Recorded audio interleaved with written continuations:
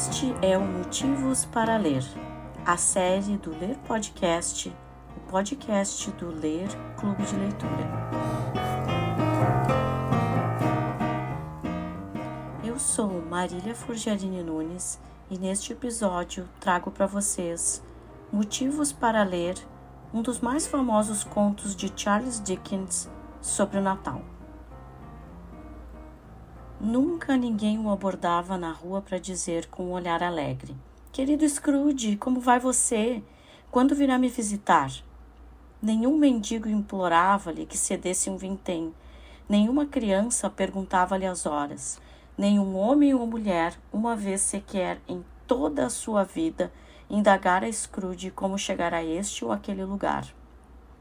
Mesmo os cães guias dos cegos pareciam conhecê-lo, e quando viam chegar, puxavam seus donos até a soleira de uma porta ou um pátio adiante, e então balançavam o rabo, como se lhes dissessem: "Não enxergar é melhor do que ter um olhar demoníaco, senhor das trevas." Esse é um trecho do mais famoso conto de Natal de Charles Dickens.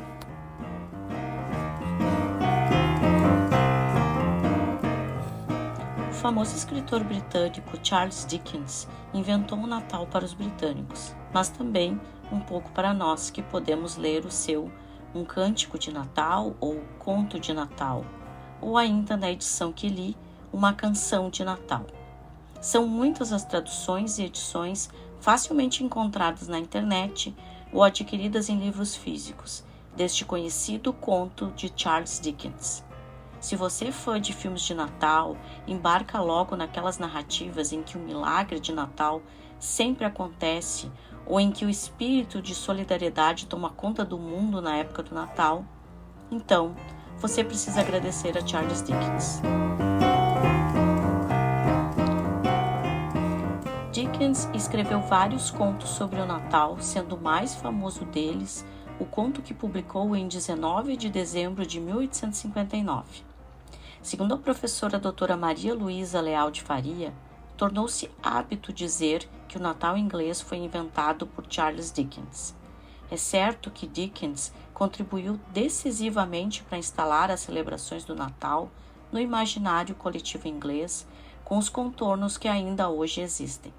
Mas importa não esquecer que o Natal já era, havia séculos, tempo de celebração e que já nas primeiras décadas do século XIX, as festas de Natal tinham começado a ser objeto de representação na pintura e de reflexão na componente da tradição. O que Dickens fez foi compor uma narrativa que ficou conhecida e, sem dúvida, influenciou e tem influenciado os modos de narrar o Natal em outros textos literários ou no cinema. A edição do conto de Dickens, publicada pela Companhia das Letras na coleção Penguin Companhia em 2019, apresenta na contracapa a seguinte sinopse: incapaz de compartilhar momentos de amizade e de compreender a magia do Natal, Ebenezer Scrooge só encontra refúgio na riqueza e na solidão, até que, num 24 de dezembro, recebe a visita do fantasma de Jacob Marley, seu ex-sócio falecido há 7 anos. É ele quem avisa a Scrooge que mais 3 espíritos o visitarão para lhe dar a chance de mudar seu triste fim e ser poupado de vagar a esmo depois de morto, como Marley. Assim, o fantasma dos natais passados, o fantasma do Natal presente e o fantasma dos natais futuros levarão o protagonista para uma viagem no tempo, mostrando-lhe que a generosidade é sempre a melhor escolha.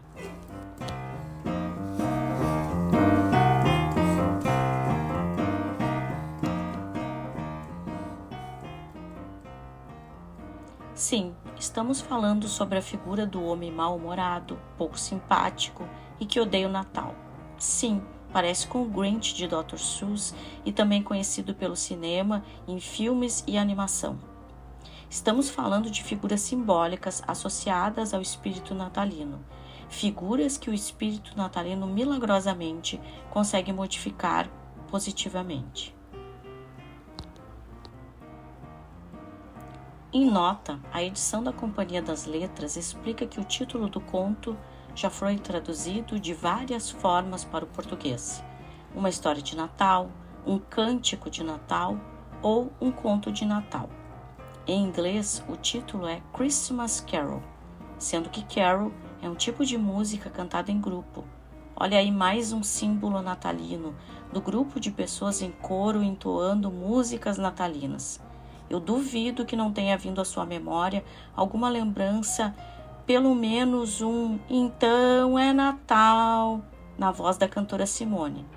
Por ter essa relação com o canto, a versão da companhia optou pelo título Uma Canção de Natal.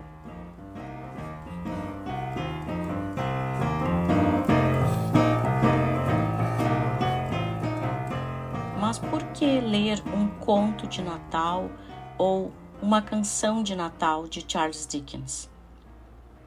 Seja para criar uma tradição de final de ano com a leitura que pode ser compartilhada em família, a divisão em partes do conto facilita a leitura colaborativa feita um pouco a cada dia, seja para ampliar o repertório de leituras.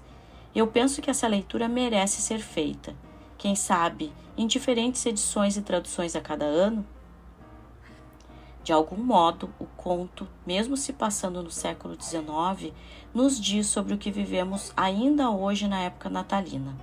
Muita correria, um pouco de consumismo em demasia que poderia ser repensado, mas também um momento que pode ser de encontro com quem amamos, família, amigos, amigas, um pouco de fantasia que parece renovar a esperança, um pouco de empatia que se exercita e, acredito eu, pode reverberar pelo ano que logo chega.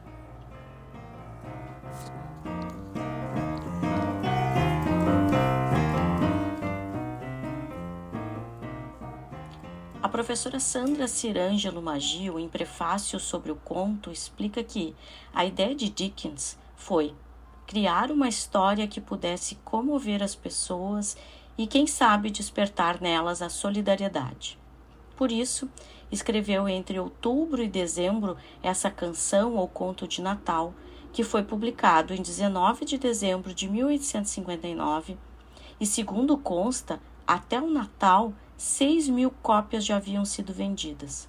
A edição de luxo era um atrativo a mais para tornar esse livro um belo presente de Natal. Fica a dica.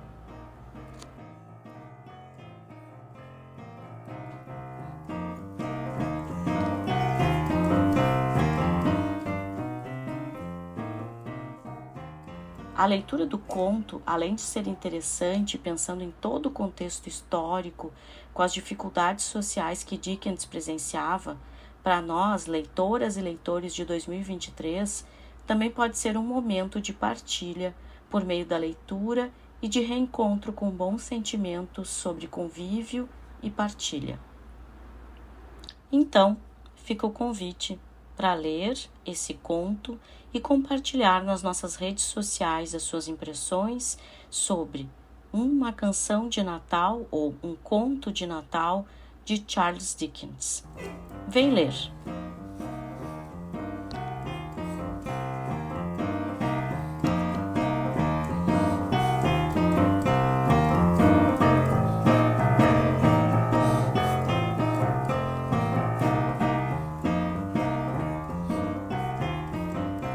Este foi mais um episódio do Motivos para Ler, a série do Ler Podcast, o podcast do Ler Clube de Leitura, que é um projeto de extensão vinculado à Faculdade de Educação da Universidade Federal do Rio Grande do Sul.